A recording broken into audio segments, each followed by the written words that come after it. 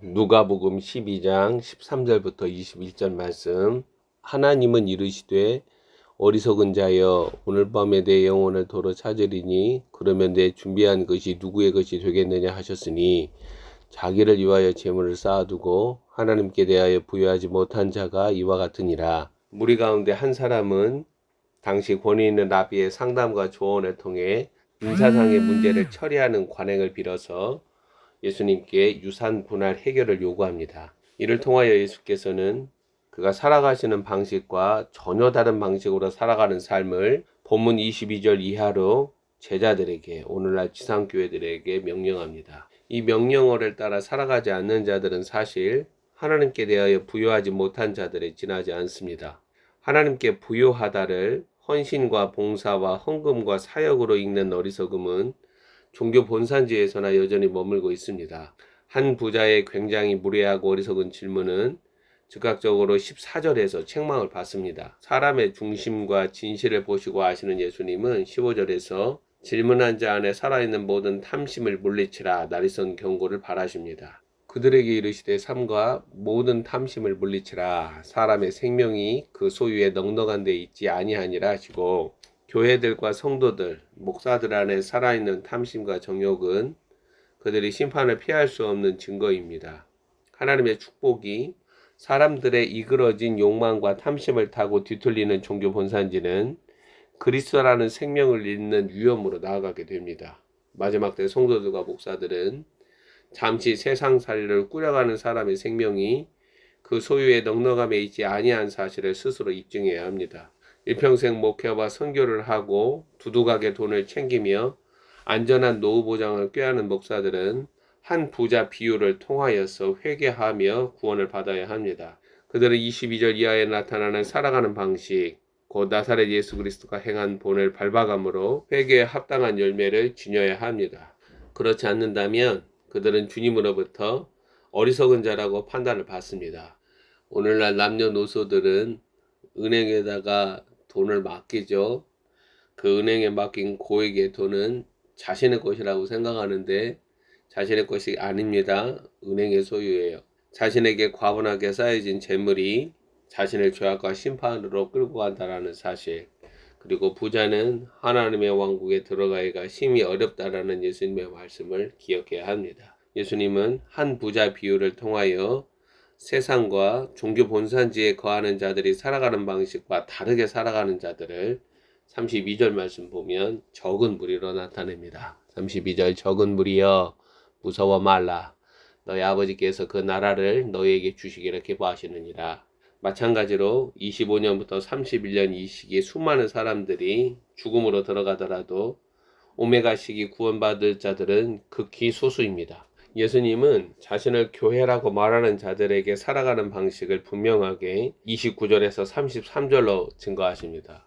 소유와 관련해서 눈과 마음의 정욕과 모든 탐심에 비틀거리는 성도들은 하나님께 대하여 부여하지 못한 자신을 발견하는 일이 중요합니다. 예수님은 16절 이하 인간이 자기 만족과 배부름을 위하여 행하는 모든 일들은 어리석음에 지나지 않는다라는 사실을 한 부자 비유로 말씀합니다.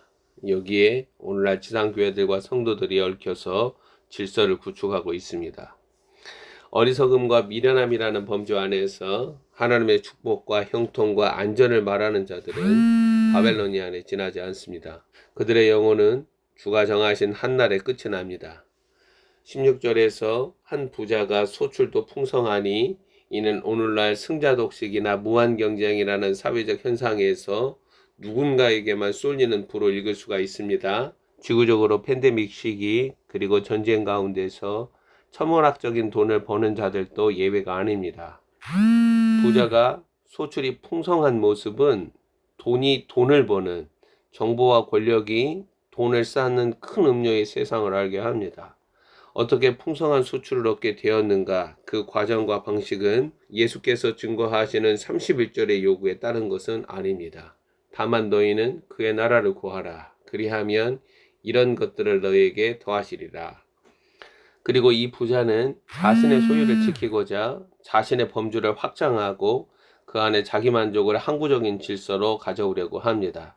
18절 말씀, 19절 말씀은 이 생과 영혼을 위하여 자기를 구원하는 스스로 확보한 구원을 자랑하면서 자기만족에 도취됩니다. 또 이르되 내가 이렇게 하리라. 내 곡간을 헐고 더 크게 짓고 내 모든 곡식과 물건을 거기에 쌓아두리라. 또 내가 내 영혼에게 이르되 영혼아 여러 해 쓸 물건을 많이 쌓아두었으니 평안히 쉬고 먹고 마시고 즐거워하자 하리라 하되, 이 생에서 자신이 누릴 수 있는 모든 것들의 풍부함이 영혼의 안위까지 확장하려는 생각과 의도가 20절 21절이 증거하는 말씀으로 단죄됩니다. 하나님은 어리석은 부자의 영혼을 오늘 도로 찾겠다고 말씀합니다. 즉 영혼은 지으신 자 하나님의 것으로 대여된 것으로 하나님이 도로 찾는 것이라는 사실이 나타납니다. 부자의 영혼이 이런 운명일진데 어리석게도 자신의 영혼의 안위를 위하여 쌓아놓고 저장한 모든 것들은 아무 소용이 없는 것입니다. 비유에 나타나는 부자가 행하고 있는 지금과 불확실한 앞날을 위한 예방책이 오늘날 연금이나 노후보장이나 확실한 재테크로 세상과 사람들에게 질서로 자리 잡고 있습니다. 반면에 주가 주신 질서와 자유는 22절 이하에 나타나죠. 21절부터 31절까지. 이러한 주가 주신 질서와 자유를 지키는 지상교회들, 목사들, 성도들이 디지털 화폐 통제 수단에는 저항하지도 않고 공적 이슈로 경고하지도 않고 여전히 그들은 은행을 믿으며 자신의 재물과 부를 지키려고 합니다. 어리석은 자들이죠. 짐승의 표라는 질서와 규범으로 나아가는 과정 가운데서 경고음이나 저항 의지를 전혀 드러내지 않으므로 오늘날 목사들과 성도들 비유에 나타나는 한 부자 노릇에 가담하고 있습니다. 그러나 사람의 영혼을 도로 찾고 심판하시는 하나님께는 그와 같은 모든 일들이 소용이 없습니다.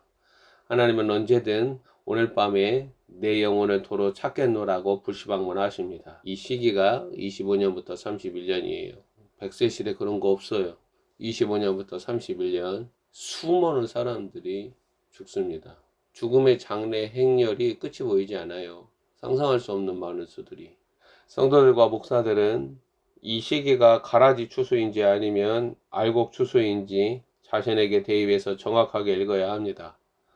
하나님의 의도와 방식을 외면하는 어리석은 자들은 추수당합니다. 그 추수는 천국에 들어가는 알곡 추수가 아니에요. 사람은 자신의 영혼과 시간에 관하여 어떠한 권리 주장을 행할 수가 없습니다. 자기 날들을 계수하는 지혜로운 마음이 필요한 마지막 시기, 자기를 위하여 재물을 쌓아두고 하나님께 대하여 부여하지 못한 자들이 지상교회들과 성도들 가운데 나타납니다. 어리석은 자는 시편에 의하면 하나님이 없음을 드러냅니다. 인간의 악한 탐심과 정욕에 사로잡힌 자들은 비록 주 예수 그리스도의 이름을 부를지라도 땅에서 육신을 입고 살아가는 동안 하나님의 관점이나 하나님의 접근 방식에 관심을 가지지 않습니다. 결국 그들도 세상과 마찬가지로 자기 사랑, 돈 사랑, 자가 욕망으로 행복과 권리를 종교적으로 증진시키는 것에 지나지 않습니다. 하나님께 부유한 자들은 비유에 나타나는 한 부자가 행한 방식과 다르게 자기 부인, 자기 비움을 실천합니다. 자기 부인, 자기 비움을 실천하는 일은 본문 21절 이하 제자들에게 예수께서 말씀하시는 증거를 타고 나타납니다. 오늘날 사람들이 자기 목을 충분하게 저장하고 쌓아두면서 남은 잉여물들로 자선과 기부와 나눔을 실천하는데 이걸 말하는 게 아니에요. 예수님은 14장 33절로 이와 같이 너희 중에 누구든지 자기의 모든 소유를 버리지 아니하며 능히 내 제자가 되지 못하리라 경고하신 사실을 선량한 기독교인들은 생각해야 합니다.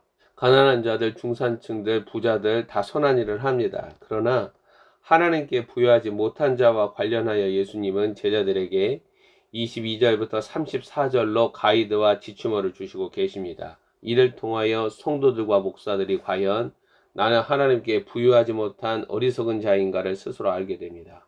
예수님은 모든 탐심을 물리치라 경고하시고 생명이 소유의 넉넉함에 있지 아니하다라는 사실을 29절 30절로 설명하십니다. 너희는 무엇을 먹을까 무엇을 마실까 하여 구하지 말며 근심하지도 말라. 이 모든 것은 세상 백성들이 구하는 것이라. 너희 아버지께서는 이런 것이 너희에게 있어야 할 것을 아시느니라. 무슨 말이냐면 25년부터 31년은 내 소유의 넉넉함으로 살아가는 시기가 아니라는 거예요. 주님은 땅의 현실에서 살아가는 동안 성도들은 부자가 되지 말라고 말씀하지는 않습니다. 다만 너희는 이렇게 살라고 말씀합니다. 살아가는 원리를 말씀하시는 거예요. 많은 기도가 있지만 너희는 이렇게 기도하라 원리를 가르치시는 거예요. 하나님께 부유하지 못한 자들은 자신의 생명을 사랑하지 아니하고 생명을 지키지 않는 모습이기에 예수님께서 성도들의 생명을 지키는 방식을 가르치신다라는 거예요.